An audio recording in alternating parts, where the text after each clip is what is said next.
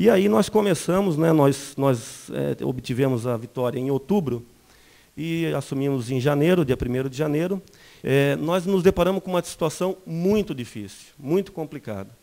E por que eu digo que foi muito difícil, muito complicada? Porque nós tínhamos uma receita de R$900 mil.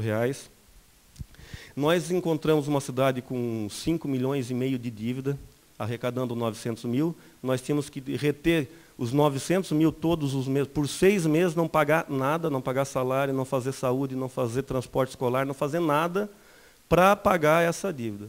Né, que era dívida proveniente de não recolhimento de FGTS, de INSS, salários em atraso. Né, foi uma situação bastante difícil. Além de ter uma receita pequena e de ter uma dívida bastante pesada, nós também encontramos assim o patrimônio público como um todo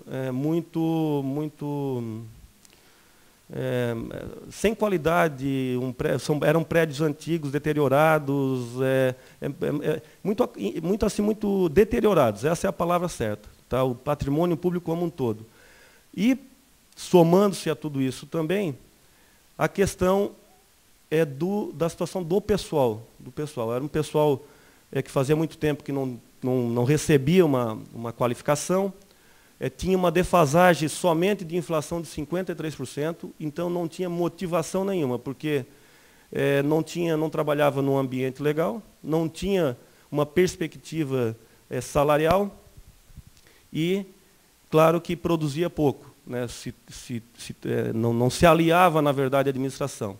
E, para piorar, né, faziam 16 anos que o mesmo grupo administrava a cidade. Né, e houve uma ruptura, e quando existe uma ruptura, sempre existe uma relação, às vezes, um pouco conflituosa no início. Né, então, a maioria dos servidores, politicamente, eram contrários à nossa corrente ideológica, enfim, de segmento de... Então, nós tivemos que quebrar e tivemos que... com muita paciência, eu digo assim, com muita paciência, ter que quebrar essas adversidades. Né? Também, assim, aliado ainda, como nós fazia 16 anos que né, a gente não era administração, nós tínhamos uma equipe muito nova. Né? Isso também, nós pecamos um pouco. Era uma equipe nova, sem experiência de administração pública. Eu, particularmente, né, nunca tinha sido vereador, mas nunca tinha tido a oportunidade de ser gestor público, de estar no executivo. Também cometi os meus erros, logicamente, e cometo ainda até hoje, né? E toda a nossa equipe. Mas nós tínhamos uma vontade tremenda de fazer as coisas, enorme, muito grande. E isso ajudou bastante.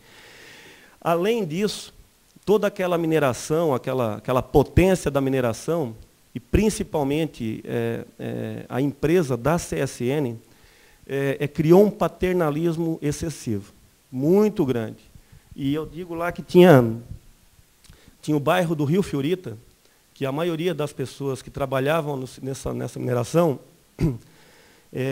os operários, principalmente a classe operária da mineração, não os engenheiros moravam numa outra vila mais sofisticada, né, casa de alvenaria, mas lá eram casas geminadas, né, dividia só a parede de madeira, uma do lado do outro. Mas eles ganhavam casa, ganhavam energia, água, o estudo do filho, o transporte, até as cercas eram de madeira, se estragava a tramelinha da entrada da porteirinha, vinha um funcionário da CSN arrumar. Até o rancho, que antigamente, que hoje é o mercado, né, mas antigamente era o rancho, até o rancho tu fazia a listinha do que tu precisava, a Kombi da CSN passava, pegava a lista, de manhã e no final da tarde deixava toda a alimentação e só descontava no salário. Então era muito comodismo.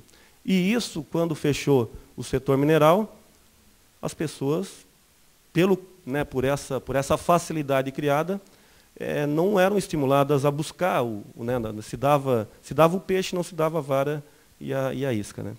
E isso também... se teve que quebrar isso. E finalizando nas adversidades, que aí eu entro nas conquistas. Né? Nós tivemos, nesses 7 anos e meio de administração, nós passamos por 7 enchentes, foram menores que as de vocês, sem dúvida nenhuma, mas que também trouxeram prejuízo para a cidade. Né? Então, e além disso, das 7 enchentes, nós tivemos 2 secas. Uma estamos vivendo atualmente, né, estamos gastando muito dinheiro para abastecer as comunidades. Não dá para entender, né? Mas Deus é isso mesmo, a natureza é isso. E a gente aí tem que ter a capacidade de mobilizar o teu colegiado de secretários e funcionários para buscar a solução para isso tudo.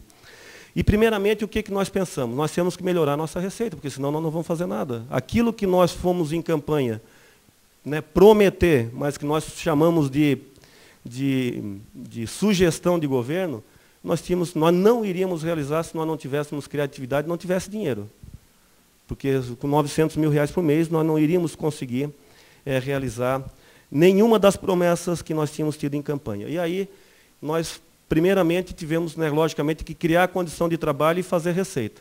Aí nós começamos a reformar o patrimônio, as salas, as escolas, as unidades de saúde, né, a frota, fomos adquirindo aos poucos, né, e criamos essa condição. Começamos a qualificar o nosso servidor, incentivamos a criação do sindicato dos servidores, para nós termos uma conversa mais segura, criando uma política segura de salário, e também informatizamos todo o setor de tributação. Para quê? Para facilitar a vida do empresário.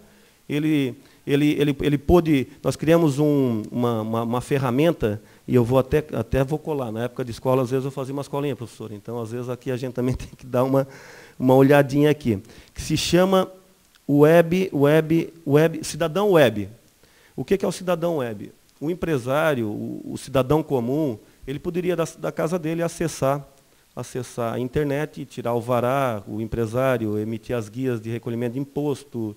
Então, criamos essa facilidade. E aí, nós facilitamos essa parte burocrática e começamos a atrair algumas empresas, os empresários. A arrecadação começou a melhorar com essa facilitação.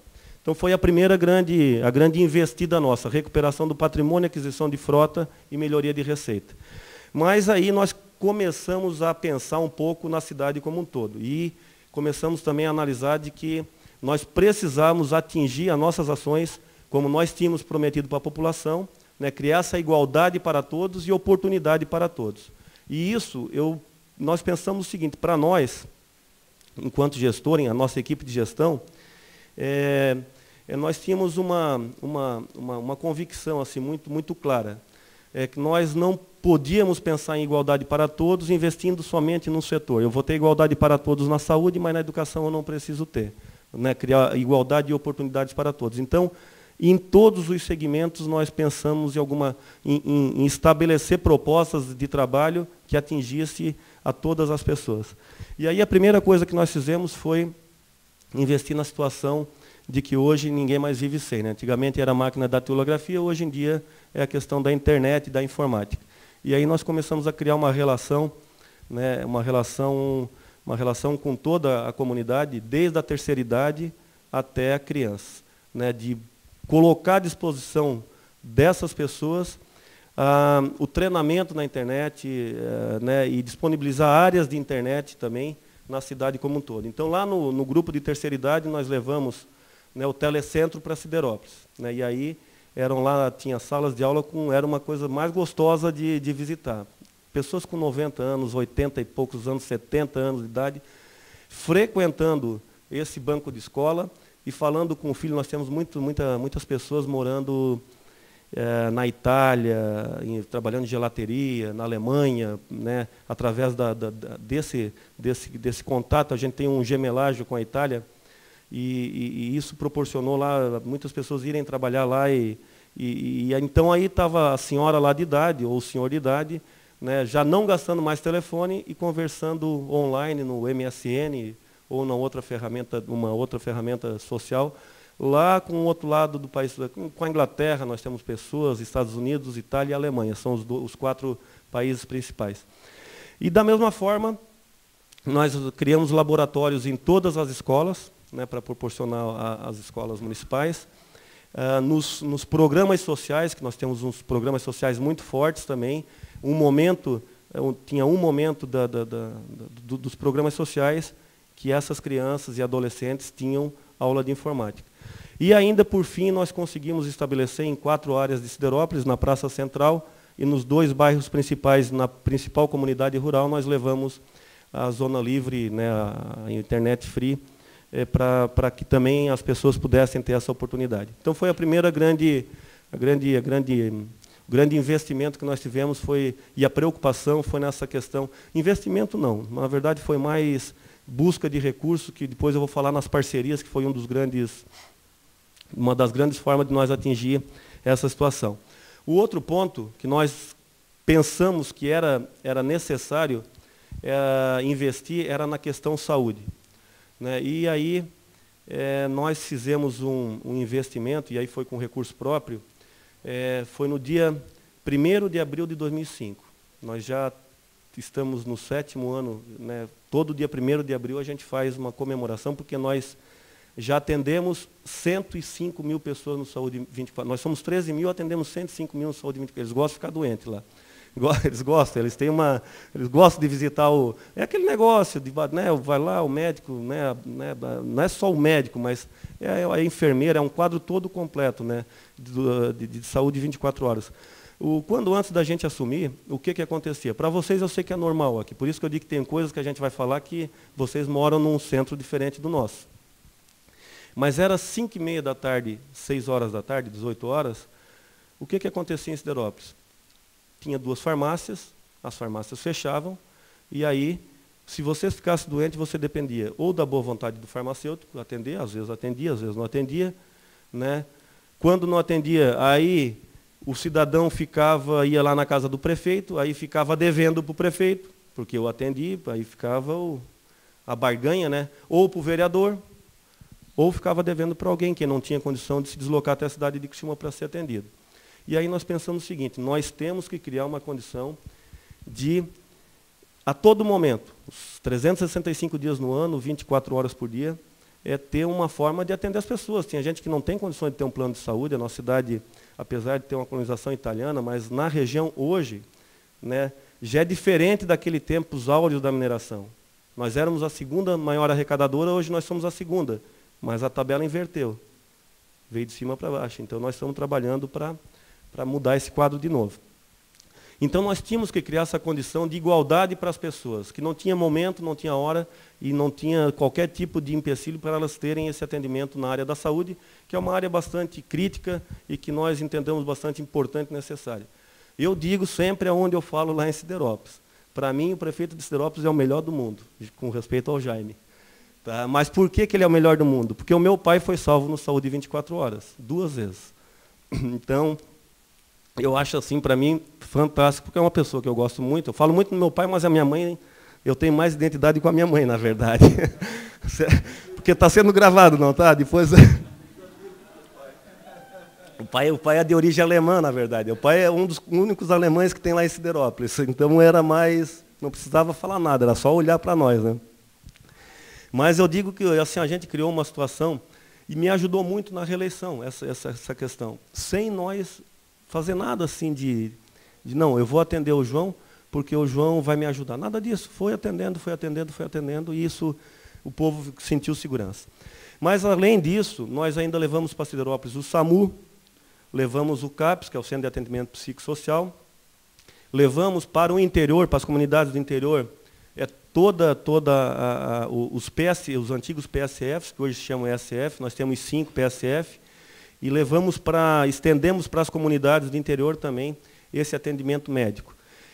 Ampliamos a questão da fisioterapia, tinha uma fisioterapeuta em meio período, hoje nós temos 3 fisioterapeutas em período integral, todas as 3, isso também deu um volume de atendimento muito bom, muito grande. E agora, compramos ultrassom para a mulher ser atendida lá em Siderópolis. E ainda agora, hoje já entramos num programa do governo federal, João, me ajuda, que é o Telemedicina.